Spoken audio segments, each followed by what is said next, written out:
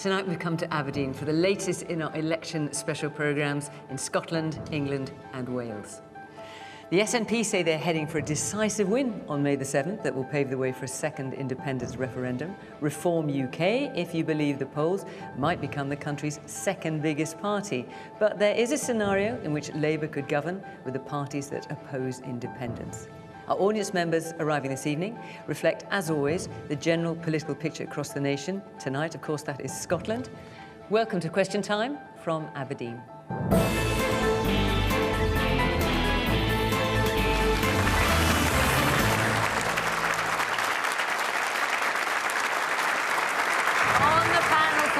SNP, we have Scotland's Housing Secretary Màiri McAllan, a former special advisor to Nicola Sturgeon. She was elected to the Scottish Parliament in 2021. She's been tipped as a future leader of the party.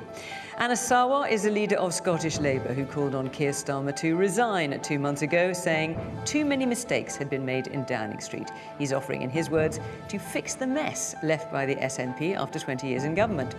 Malcolm Offord is the leader of Reform UK in Scotland. He defected from the Conservatives in December and has seen his party leapfrog Labour in opinion polls. Russell Findlay leads the Scottish Conservatives, promising to fight for economic growth above everything else. He says the First Minister, John Swinney, is a magician who makes people's wages disappear.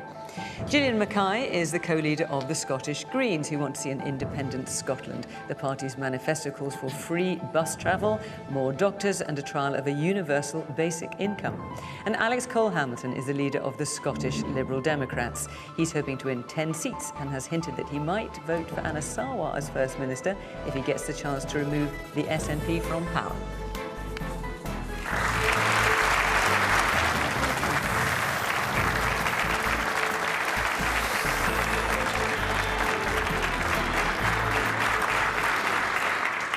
Good evening, welcome to our panel, welcome to our audience here in Aberdeen. Great to see all of you, and of course, welcome to you at home.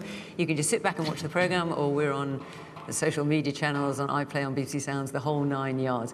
There's always a lively debate on social media. Feel free to join in that if you want to as well.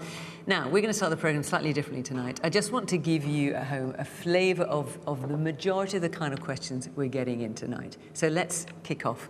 John McLeod. With councils across Scotland generating more money through things such as UAS charges and ever-rising council taxes, why is this money not cascading into the community? Why still the potholes? Why still the boarded-up shop fronts? Why still the swimming pool closures? And why still the library closures? Where is the money? So Aberdeen has been built on oil and gas, and obviously we're now moving towards renewable and greener energy. My question really is, for those that are currently in the oil and gas working, how are they going to have those transferable skills over to renewable energy? Because some of them are very, very specialised, including my husband. Does it pay the average working family with young children to actually go out and work? As a retired head teacher, I want to know what each party is going to do to improve achievement in Scottish schools and thereby attain my vote. Thereby get your vote. OK, well, let's see where you are by the end of this. Thank you very much for that. Right, that's a flavour of those are the kind of questions we've been getting into. Like, you mentioned oil and gas, so why don't we kick off with that? Let's hear from Angus Martin. With global tensions affecting energy supplies, is increasing North Sea oil and gas production the right move for the UK's energy security? Well,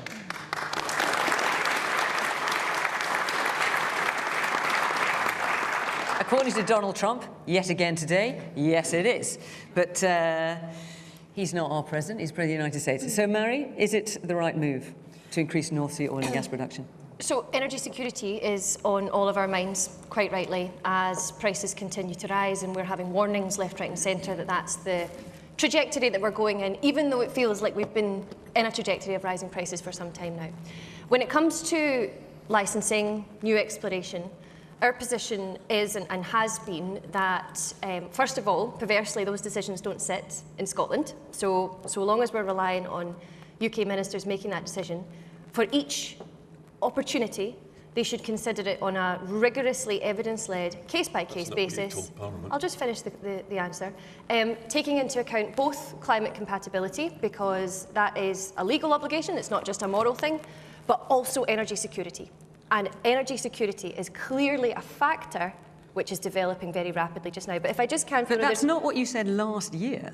Because last year you were on record saying the decision to grant the licence to drill Rosebank, the oil field, was wrong and it would not contribute to energy security. Are you now saying it might? You changed your position. What I'm saying to the gentleman is that energy security and climate compatibility have been the two things we have always been clear need to be taken into account, and I accept that energy security and the picture around energy security has changed significantly. However, if I can just add, there's other factors here that are really important. Do you think more drilling would contribute to energy security now? You obviously didn't think that before, only last year. What I'm saying is it has to be taken into account, and I've said that the energy security position But if it won't make a difference, why would you take it into account?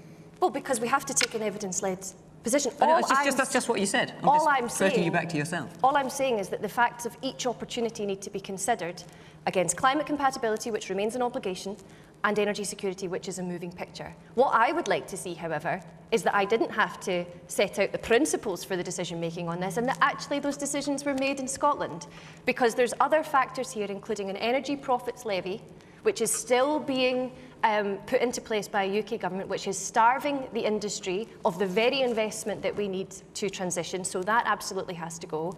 I recall an Sarwar saying that Labour were going to save Grangemouth, and yet disappeared it did. These are broken promises and a whole series of issues. Let's just get a straight answer, where we need to return Màiri. our energy wealth to Scotland. Should there be more drilling in the North Sea? Oh, well, it has to be led by evidence. It has to be led by evidence. Okay, but you must have seen a lot of the evidence. You've been in power for nearly 20 years. Should there be more drilling or not? But Fiona, sorry. I realise it's not devolved, but that's I get that. the exact But we are in point. Aberdeen. You must have some idea. I have not seen the evidence. I do not get to make those decisions. I want the... So you've no idea? No, it's not that I don't have any idea. We're in a situation... Okay. Sorry. Well, what's your opinion? Should there be more drilling or not? Well, if it can be demonstrated that it's both climate compatible and required for energy security, then yes, it should. Malcolm. Okay. Here we are in the northeast, where we basically had a world-class energy industry, which we basically shut down as an act of self-harm. Our energy prices are now 4 times more expensive than the US, 7 times more expensive than China. We're importing 70% of our North Sea gas from the North Sea from Norway, from fields over the fence from the ones that we've shut down. Even the Norwegian energy minister thinks that is daft. In the meantime, we account for less than 1% of global emissions. China accounts for 30% and opens a coal-fired power station 1 a week. We all want the cleanest possible energy system, don't we? But we need affordable and secure energy. 75% of the energy system is hydrocarbon right now. We need to get the North gas onshore and flowing again. And we don't need that to go in the international market. It can come to the UK on a domestic market only. Remember the US 20 years ago? How will you make that happen? Well, 20 years ago, the US was energy dependent, and it now is an exporter. You do a license arrangement with the energy companies to bring the gas onshore only for domestic use, not for export. Not for export. And we get the price down. Even if they can get a higher price abroad, yes. You'll just make them do it somehow. That's the cost of the license. That's how the license would work. They can make a margin on that. They bring it in to the UK at an affordable price. We then have secure energy, because right now we don't have security of supply. And we have affordable energy. And then we can then talk about a transition, because we can then use that as our transition fuel. In the same way as US used shale gas, China's using coal, we can use our own North Sea gas as a transition fuel to a future. But let's at least please come with affordable energy, because we're deindustrialising this country, and that is costing a lot of jobs and a lot of livelihoods, especially here in the northeast.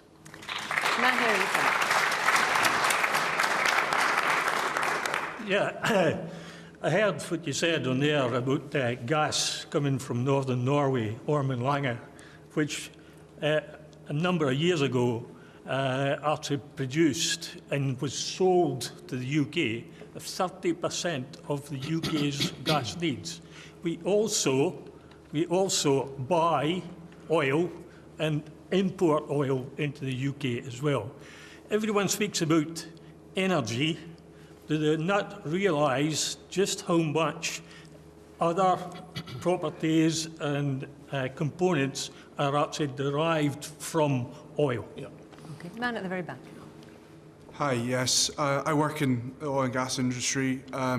What I see really quite dramatically is a shift out of the North Sea for a lot of suppliers, a lot of losses of jobs. This is all self-inflicted, I think. And we burn gas. What does it matter if it's from Norway or from Qatar or the US? Yeah, we still burn gas to heat our homes. We still burn oil. We still drive cars. Why I'm disappointed at, I know it's reserved matter, but that the SNP is not fighting our corner. Yeah, you've not fought our corner, and it's very disappointing to me. Yeah, you flip-flopped, and now you're this wishy-washy, half in, half out, right? It's nonsense. There's more to energy security, it's a recent thing, and there's more to climate change. There's jobs, there's livelihoods, there's a whole northeast economy built on this. Okay, I'll let you come back in. Woman in the green sweater, I think, at the back, yes. Yeah, we talk about energy, but we need to distinguish between electricity and other types of energy and oil and gas. As long as we're still using oil and gas as a country, and we are, we shouldn't be going to Africa, allowing drilling in Africa. How can that be cleaner? It's certainly not cheaper. It's no more environmentally friendly. And the irony that we are not, we're taxing any organisation that's going to get taxed at almost 80% is going to go to other countries, your BPs, your Shells. Why are we allowing this to come in from Norway, the same fields? We're not taking the tax revenue, we're losing the jobs. Jobs are going out of Aberdeen by the thousands at the moment, and people are employed in Norway, and they're taking all the revenue that we could be generating here. Gillian. The last two speakers, have they got a point?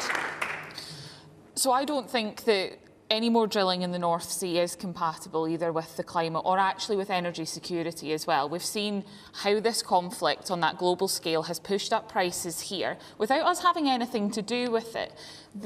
Barrels of oil from the North Sea or from anywhere else are traded on a global market by these global corporations, no matter where that comes from. But the point that two people are making is that if we're going to carry on using it for a while, at least, shouldn't be using our own rather than importing it from elsewhere. But there are current reserves that we're using without opening new fields that can be used to help with that transition across.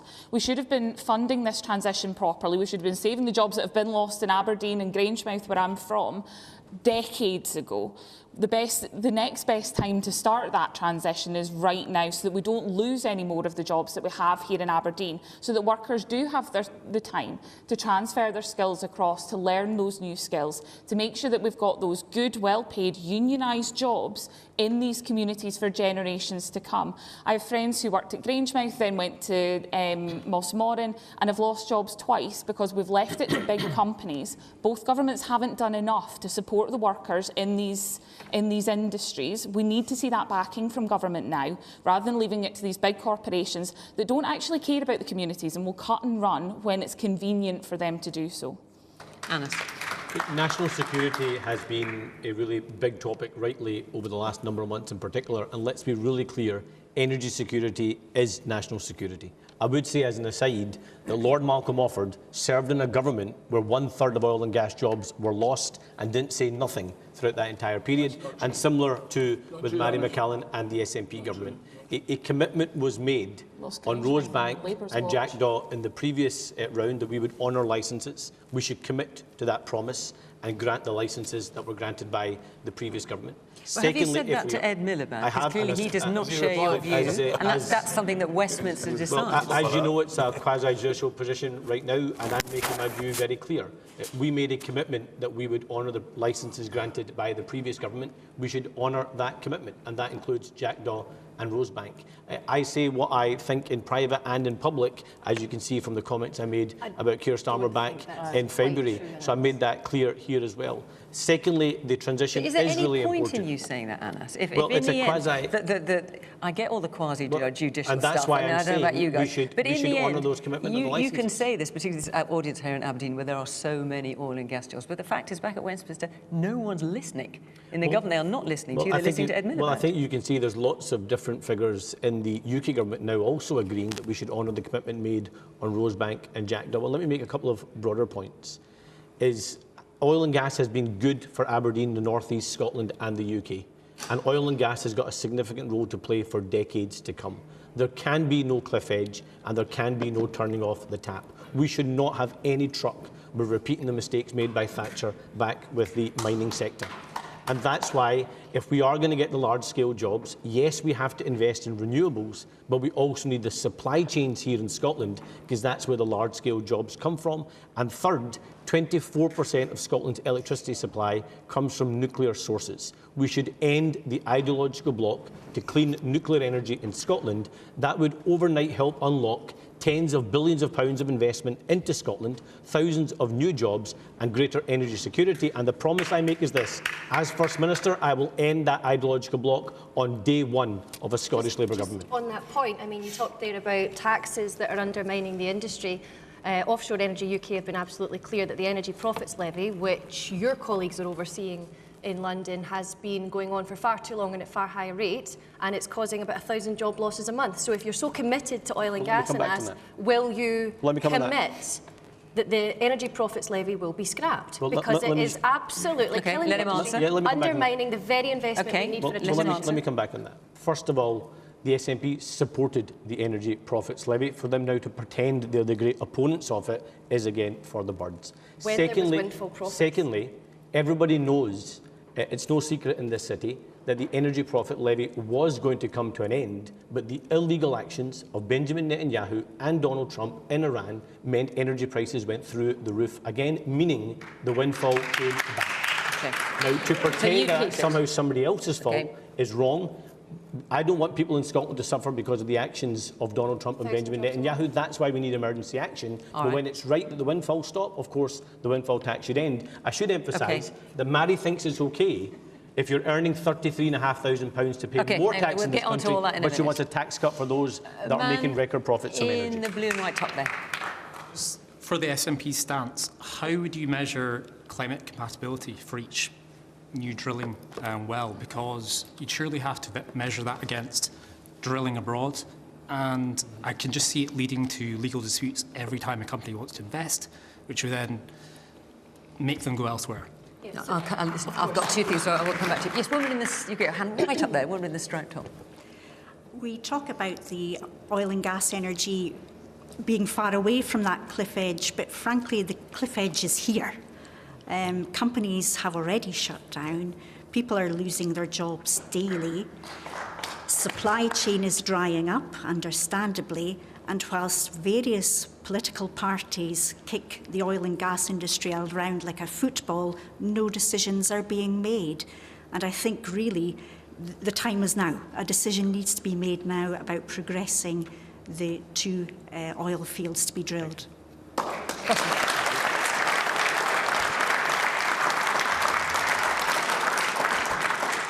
First of all, John Swinney should be here to answer to the people of the North East of Scotland as to his opposition to oil and gas. But I suspect he can't look the people in this area in the face, because what he's been doing in the last few weeks is pretending that the SNP have somehow softened or changed their position. The SNP, of course, used to famously shout, "It's Scotland's oil," and now they want to keep it in the ground. And Màiri McAllan appears to forget her own position. She said, "We do not agree with the UK government issuing new oil and gas licences." That was unambiguous. That was clear. What she said tonight wasn't, because she's following the John Swinney playbook 2 weeks out from an election, trying to dupe people in the North East into thinking somehow the SNP are on your side. They're not. They ideologically oppose oil and gas, as do Labour, as does Ed Miliband. We do support the new drilling. Well, I've already given my position on that. But do you know what I think is really funny? So just to swing back to I'll come back to you. Why have you got such a problem with women being represented in politics?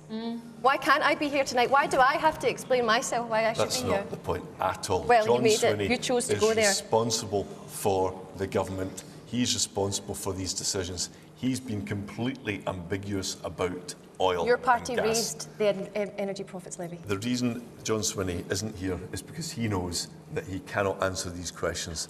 What we should be doing, going back to the original question, is given the wake-up call right now, the volatility in our world, the fact we can't rely on allies as we once did, makes energy security absolutely critical. We need to drill for everything we have in the North Sea. We need to get behind the renewables industry to allow people like this lady's husband to get those jobs in the future industry of renewables. And we need to back new nuclear. Just this week, there was new nuclear plant beginning construction in Wales with the creation of 8,000 new jobs. But again, the boneheaded SNP are ideologically opposed to new nuclear, just as they're opposed to extracting oil and gas, while pretending that somehow they're maybe for it.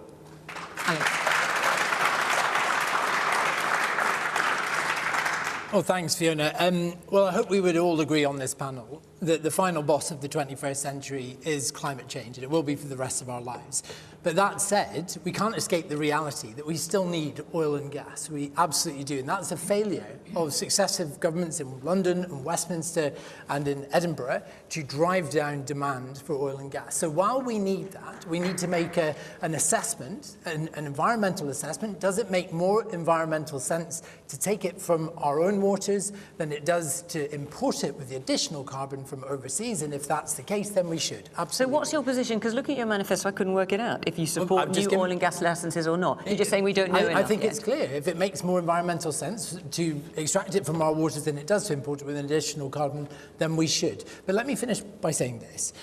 So Alex Salmond said 20 years ago he wanted to make Scotland the renewables capital of the world, the Saudi Arabia of the north. But we are nowhere. We are still paying renewables companies £2 billion a year not to put their wind energy into our grid because we don't have the capacity to receive it. We are nowhere in that just transition. And as a result, we are seeing this hesitancy in our government in Edinburgh and Màiri McAllan's government, and that hesitancy is driving companies away from this city. I was at university in this city. I know the people in this town. I know the suffering that is going on because of the hesitancy and prevarication and the jobs that are being lost when they could be saved. We're in the striker top there.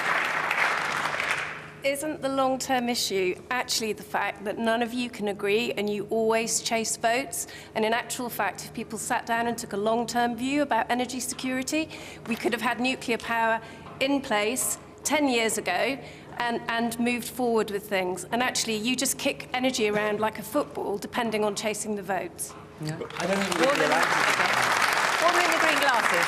Woman in the green glasses, then.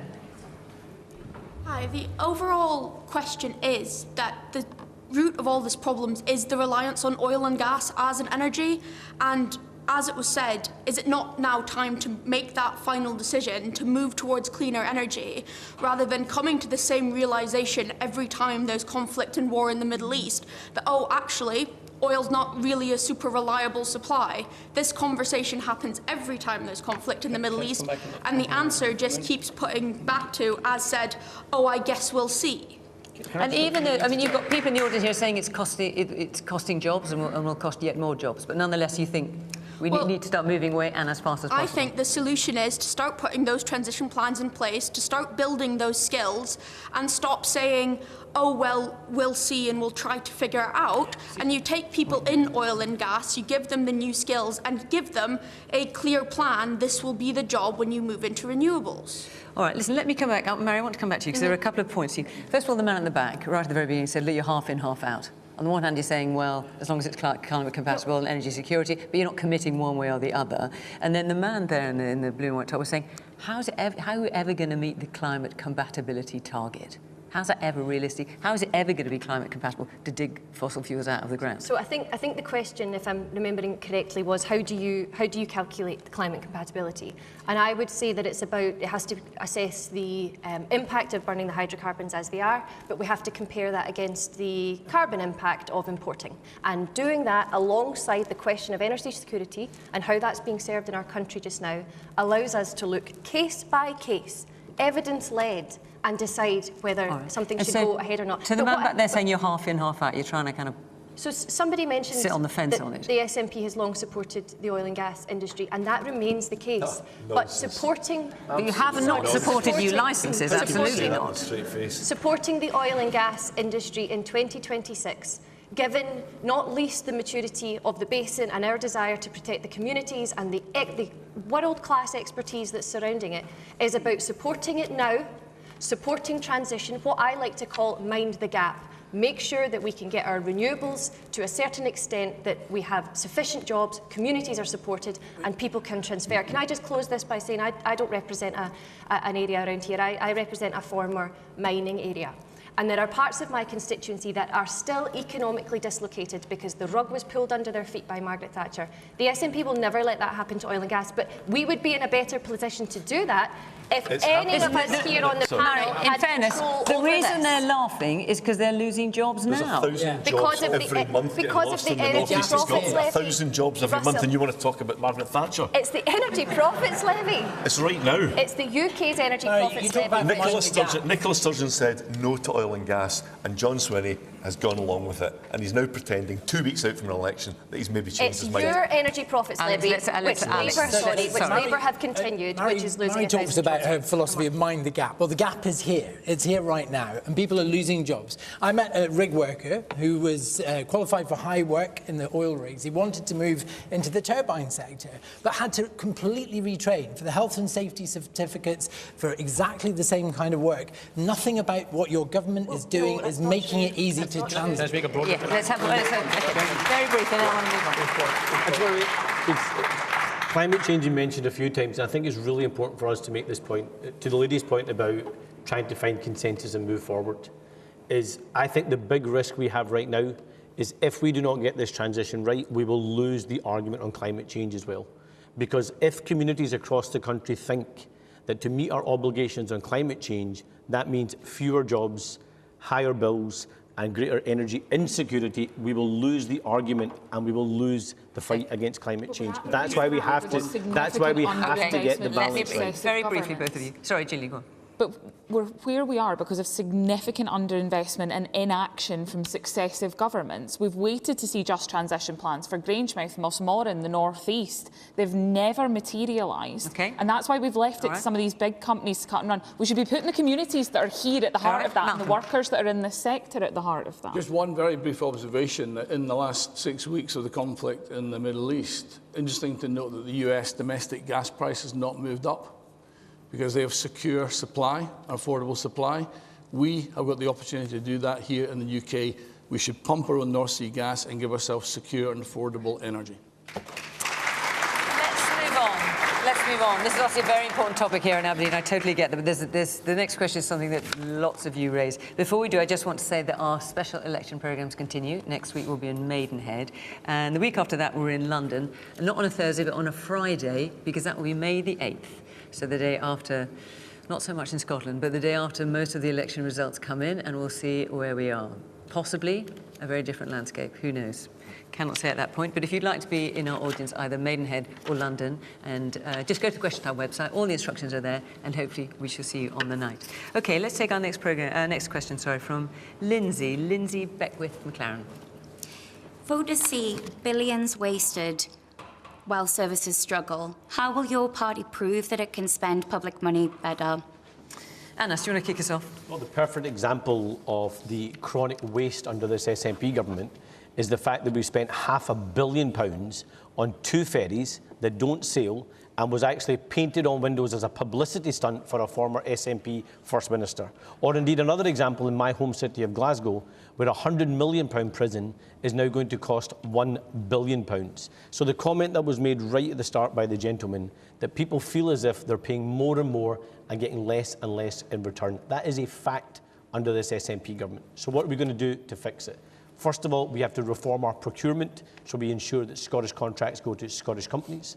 Second, we've got to negotiate these contracts better so we're not wasting money after money. Third, we've got to give power to the islanders so they can make more decisions about their lives, because yes, we think about the economic incompetence, but for islanders it's a loss of access to healthcare, a loss of trade because they can't get goods off the island, and a loss of tourism going onto the island. And fourth, we have to finally get growth into our economy. That means abolishing business rates so we can support our high streets and town centres, our retail and hospitality businesses. It means reforming our planning system so we can get more homes built in this country so people, yes, don't get homeless, but also we create more jobs in the future, and ending that ideological block to clean nuclear energy so we can create the jobs of the future and have tens of billions of pounds of foreign direct investment coming into our country. So if you want to end the waste and respect people's money, we need to get the SNP out of office. They've had 20 years, give me 5, and I will demonstrate that we can make this country work for the great people of Scotland. Russell. Well, I think the starting point is to start treating taxpayers' money with respect. There's no such thing as government money, they're just using our money to spend on all sorts of follies. We've heard about the £500 million on 2 dodgy ferries following a corrupt procurement process. We've heard about the £1 billion Berlini in Glasgow, which the SNP government are more interested in it being environmentally friendly than they are in giving good value to taxpayers. It's scandalous, and what we would do is start by cutting people's income tax. The good people of Scotland are paying £1.8 billion a year more in income tax than they would for doing the exact same job elsewhere in the UK. And where will you find the money to do that from? Unlike every other party here, we've produced a manifesto that's costed. We've explained where every penny would come from, unlike the wish list that's been produced by other parties. Well, one of the places where we would find money is around the significant government waste, the huge layers of bureaucracy, all these public bodies that don't appear to serve any purpose in the interests of the public. There's a bit of gold flittering down. That was it. And finally, the benefits bill. And this is something, again, no other party wants to talk about. OK, so why don't you talk about it? What are you going to cut then? There's a £5 billion black hole looming in the Scottish public finances. We're 2 weeks out from an election, and everyone else is pretending that this doesn't exist. There will need to be hard choices. OK, so what's your number one hard choice, just so people know what they're going to be voting for? The Social Security bill in Scotland, the benefits bill, while we all value the need to have a safety net of social security, it's grown out of control. Right now, it's sitting at about £7 billion a year in Scotland. OK, so what would and you it's cut? going to rise. Well, we would require there to be checks and medical diagnosis for adult disability payments for mental health. That doesn't happen right now. We've seen a huge rise in the number of claims. Well, if your colleague Sally Donald, a former SNP candidate, no, this is important. This is a prime example of someone who was living an Instagram lifestyle and at the same time was in receipt of £20,000 of taxpayers' money in benefits because she apparently needed this money to live. The Social Security Agency has asked for this money back. The SNP have deliberately created what they call a light touch system. Of course, that's therefore going to be abused, and we're all paying the price. It so is just to be clear, wholly reasonable. Fewer people will receive disability benefits with the Conservatives. For mental health claims, there should be, I think it's perfectly reasonable to expect there to be a mental health diagnosis. And in addition to that, for it to be worked out whether they need that money to live their lives to function properly. Okay. So you're coming after disabled people and people who are struggling with their mental health. If your candidate was disabled then, good luck with that. Well, it's £20,000. That's a huge sum of money. This goes to the heart of the question of the type of country that we want to be, the type of society that we want to build. Giving away money for now, your candidate. The SNP, we believe, as Social Democrats, that government has got a responsibility both to take action to grow the strongest, most dynamic economy that we can, but equally to distribute wealth and to pursue fairness in our society. And we've done that by taking a progressive approach to taxation. which the Scottish Fiscal Commission has estimated has raised about an additional £1.8 billion than if we'd followed Russell Findlay and Liz Truss, who was an enthusiastic backer. Excuse me, I'll let you finish, so you should let me finish. That has allowed us to invest in policies like free prescriptions, whilst they're £10 an item elsewhere in the UK, not just a cost of living measure. Well, they're paid for out of people's taxes, obviously. Well, of course, but we all know that. You know, it's funded. When it's about £10 per item down south, not just a cost of living measure, but a preventative health measure. It's allowed us to fund free tuition at university because we believe that the highest levels of education should be something that everyone's entitled to. Just coming back to disability for a minute, Mary. So the Scottish Fiscal Commission forecast the total number of people receiving disability benefits in Scotland will exceed 1 million by 2030-31. That's 1 in 6 people. So that's a fairly sizable proportion of our audience, just looking at you. There's about 105, 110 of you here. Are you happy with that? Well, look, can I say that... Are you happy with that?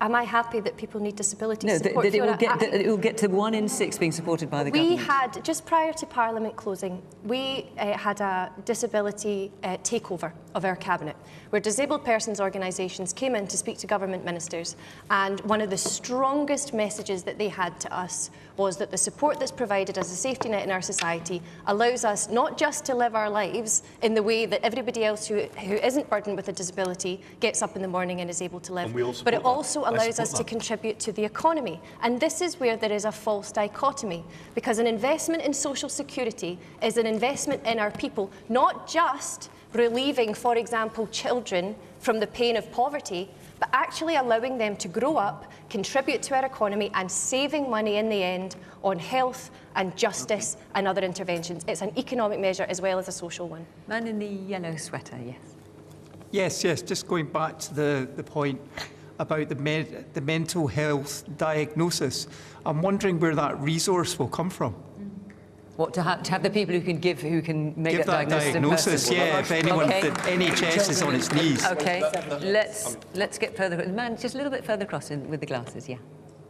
I actually just wanted to ask the representatives of both Scottish and I guess the UK government a short question each.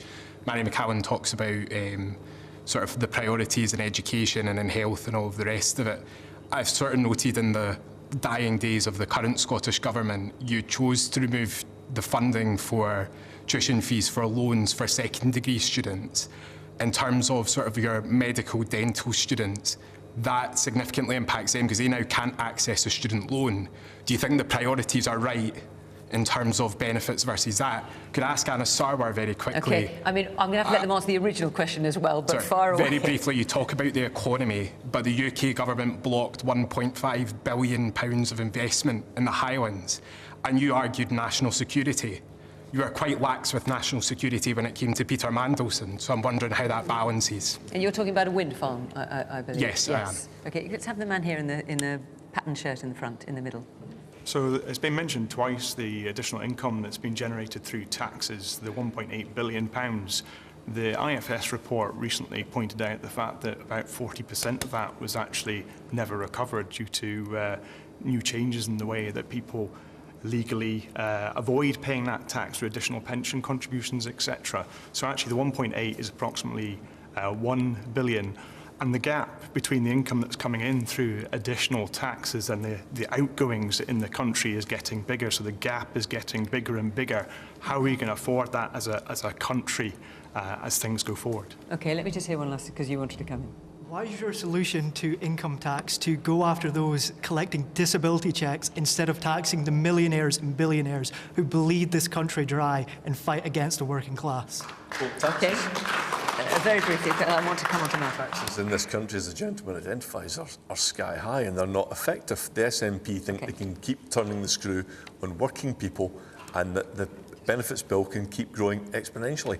It's unaffordable. Benefits that are in work already, Absolutely. Russell, and you're just, well, why don't you hold some of your millionaire pals to account to actually make work pay, rather than having people relying on benefits to top up their wages because their wages aren't enough to cover their cost of living? We believe in a benefit system that's fair for people. Those who need the help genuinely should get it, not candidates like Sally Donald, for example. Can I just hang on, I just have to say this.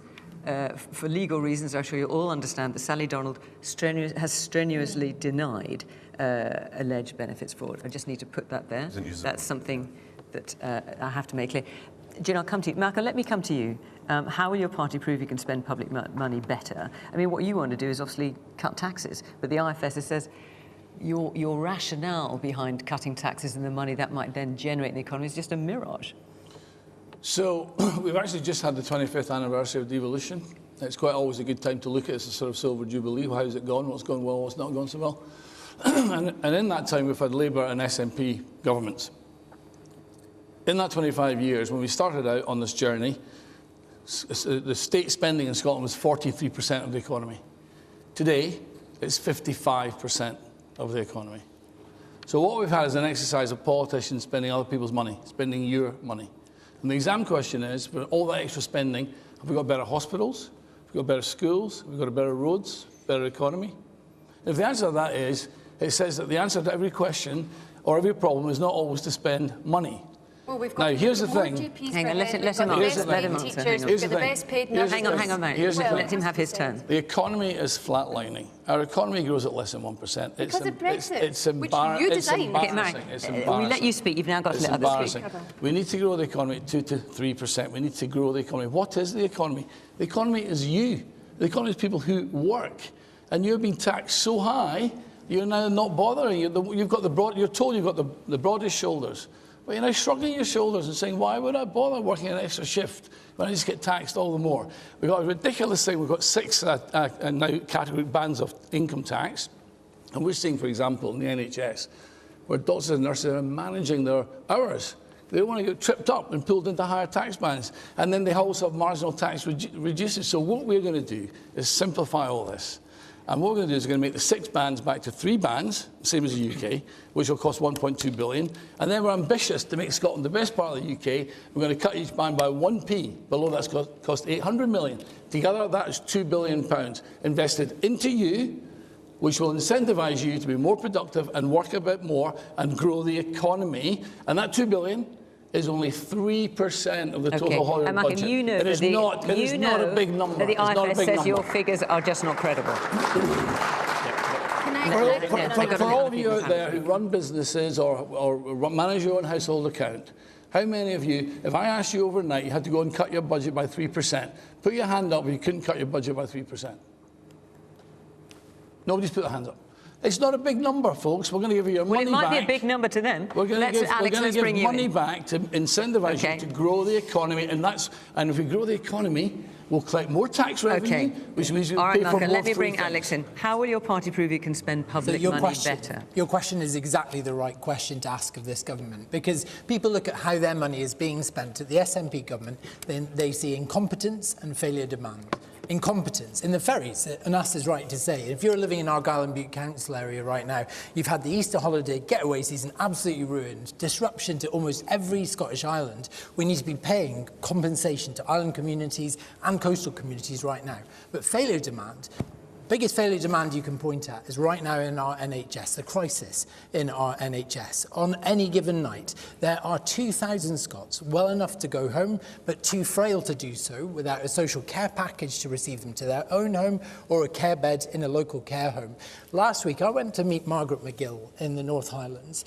She'd been in hospital for 19 months or 16 months, a year beyond the point at which her doctors told her she was fit enough to go home. Her home had been adapted, but there were no care workers servicing the village around where she lived to receive her. That stay in hospital cost your taxpayer purse £200,000. All told, it's costing the NHS £1.2 million a day to keep 2,000 people in hospital who neither need nor want to be there. That's cancelling operations. It's leading to people waiting in corridors. So how much do you think it will cost to fix social care in Scotland as you like? Because I couldn't find that anywhere in your manifesto either. Well, it is in my manifesto, Fiona. I'll show you the page. There's no costing attached to it. There's a 25-page costing document alongside it, and we would spend 400 million for carers.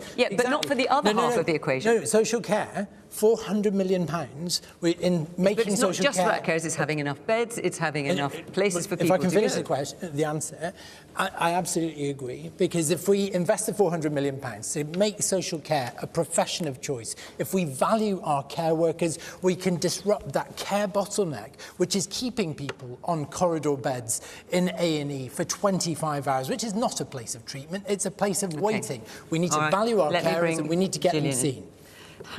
Gillian, the Green Manifesto is the longest one out of everybody's, as far as you certainly got the most pledges. We've got lots of ideas. You've got, it's 300 odd.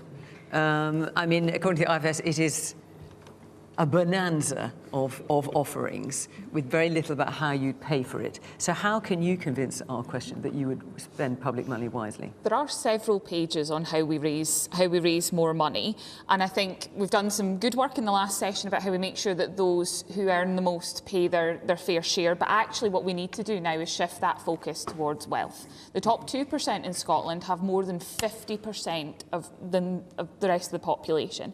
So actually making sure that we tax that wealth fairly to fund public services, but also making sure we do things like tax those companies with out-of-town distribution centres like Amazon, putting that money straight back into high streets to support those local businesses that aren't just businesses, they're parts of the community and they serve as part of the social fabric as well. One of the things we absolutely have to do for local authorities in particular is scrap and replace the council tax. It's no longer doing what it should, it's hugely regressive, and we need to put in something that is fairer for everyone, but also make sure that we deliver that money to local authorities to make sure that they have that money to spend on the local pools, whatever other services that is that needs that support. But it's quite rich to hear from two people on this panel whose parties, when they were in them, was responsible for wrecking the economy and where we are with the hyperinflation under Liz Truss, and would now like to make you think that we can just cut the public service to fit what it is we want to do.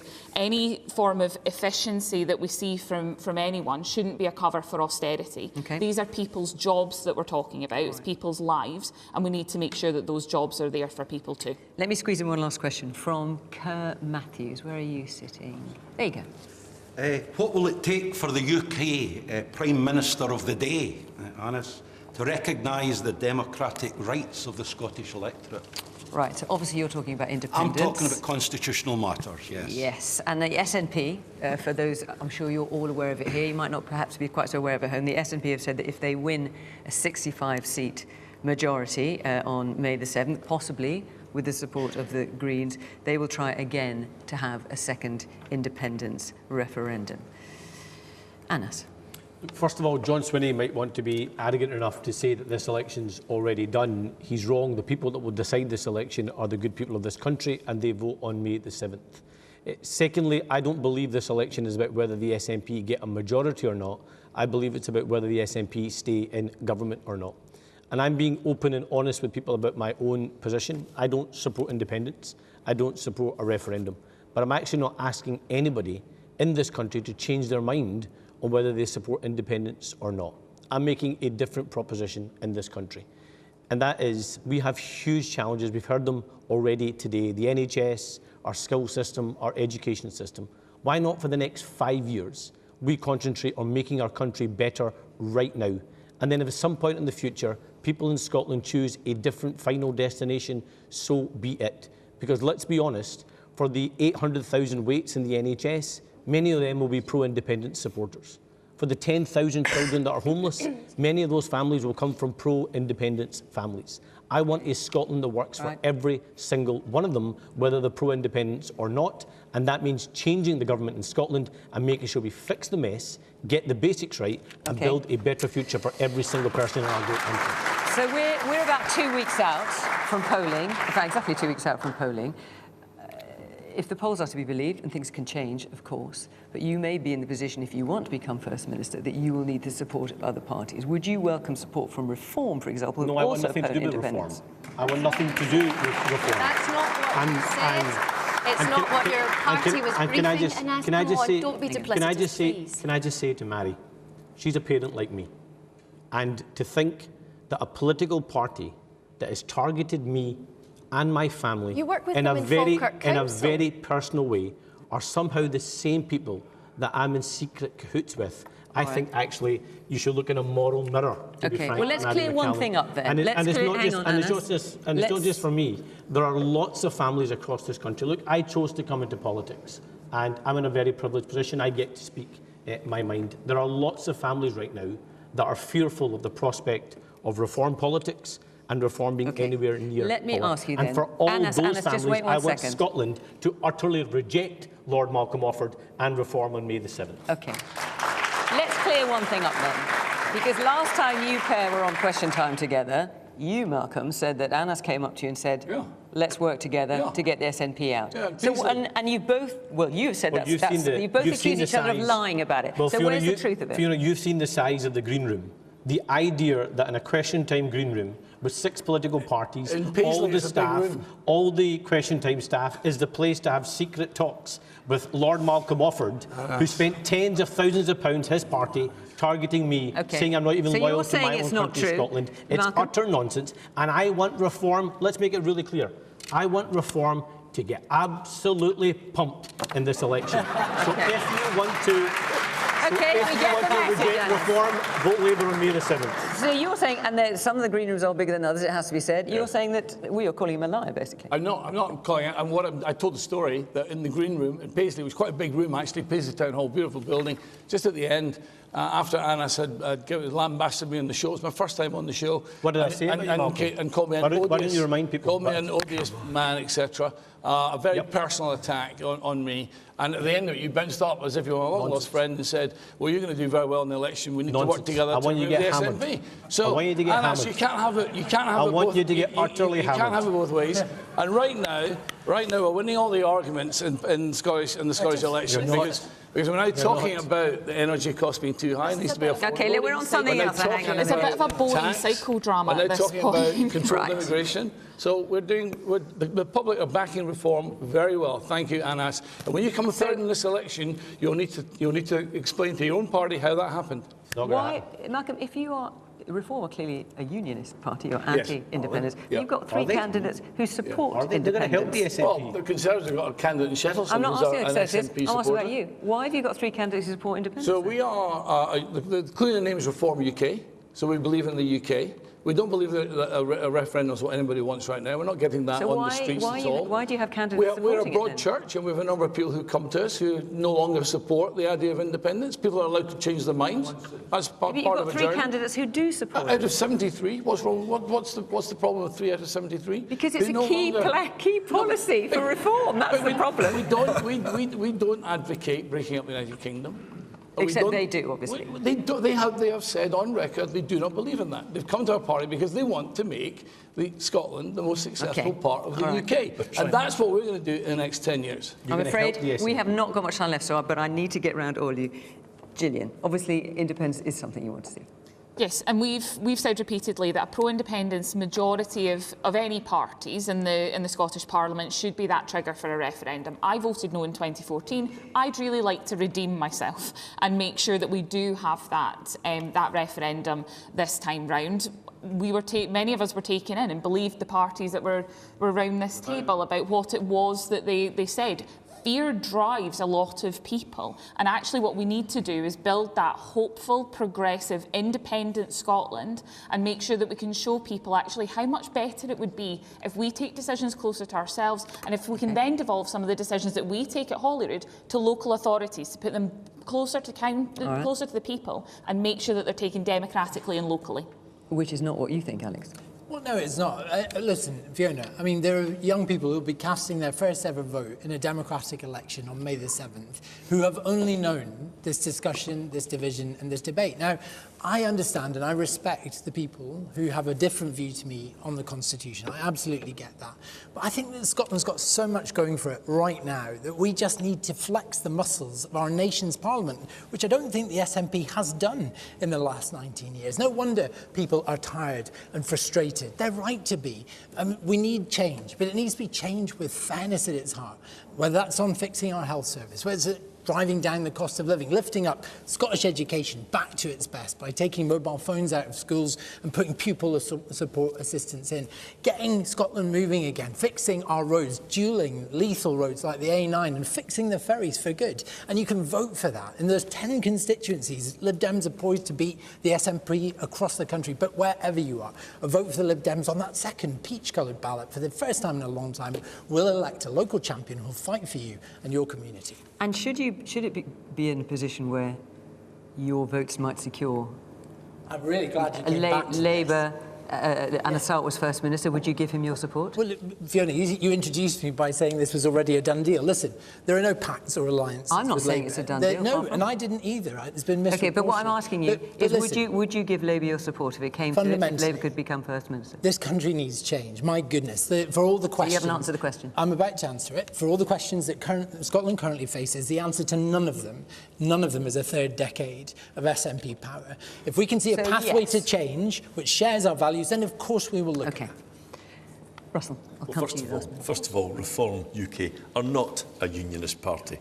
Nigel Farage cannot be trusted on the union. He said as much recently he thinks another referendum could be reasonable, and fielding pro-independence candidates is a bit of a giveaway. Now, John Swinney, what concerns me about this election is John Swinney says that he's going to win a majority. He's that arrogant. Nicola Sturgeon has said it today, and they've said that that will mean they will go straight down to Downing Street and demand another referendum. And with this weak and wobbly Prime Minister in London who won't stand up to anyone, I mean, Anna Sarwar can't stop him from doing anything. He won't listen to him. There's a very real risk that we're going to sleepwalk back in time into the divisive distraction of that whole period. You'll have a government in Edinburgh for 5 years. All they'll do, as they've done for the past 20 years, is fail to fix Scotland and obsess about this constitutional row. And we can stop that. Reform can't be trusted in the union. Labour are too weak.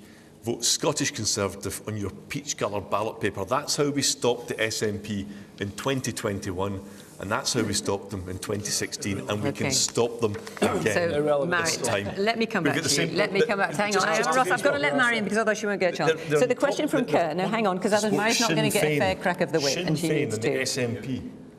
So Kerr's question is, what would it take for the UK Prime Minister of the day to recognise the democratic rights of the Scottish electorate? You've already tried before. Well, you've had a referendum, you wanted another one, you weren't allowed to have one. You've had Wes Streeting said in the last day or two they're just not going to get one. Ultimately, in the end, with the best will, you just can't do it. So when it comes to Wes Streeting, I think we can say quite clearly that the nation of Scotland does not take its instructions for the MP from Ilford North. But look, I have respect for everybody on this side of the debate, but whether you support independence or not, we are supposed to be a functioning democracy, and we should understand, if this is supposed to be a voluntary union, how Scotland can choose to remove itself from that. And that was exactly the gentleman's questions. Now, nobody on the panel, actually none of the unionist parties, have answered that. We've spoken a lot tonight about the cost of living pressures on people. People are absolutely right to look around them and say, why am I working harder than ever, and why does it feel like I'm getting less back? Well, let me tell you, it's because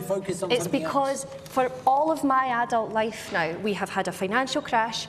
We moved into 12 years of austerity between these two, which the London School of Economics will later say caused 190,000 excess deaths. We then went headlong into Brexit, an absolutely catastrophic decision that could have wiped up to 8% out of our economy. Now we're in a cost of living crisis with a dreadfully weak Prime Minister who's doing nothing about it, whilst small independent Ireland is about to tuck into a 700 million euro support package. I feel fortunate to live in Scotland and have the opportunity of a better future than for this, a hopeful future where we join the nations of the world back in the European Union, playing a positive role, a hopeful role, proposing peace and defending human rights and looking after people at home. That's the future we can have with the SNP. I've also lived your entire adult life with an SNP government that doesn't take responsibility for anything. I'm really sorry to say we are out of time. Lots of you got your hands up, and I'm afraid I just can't get to you because our time is up.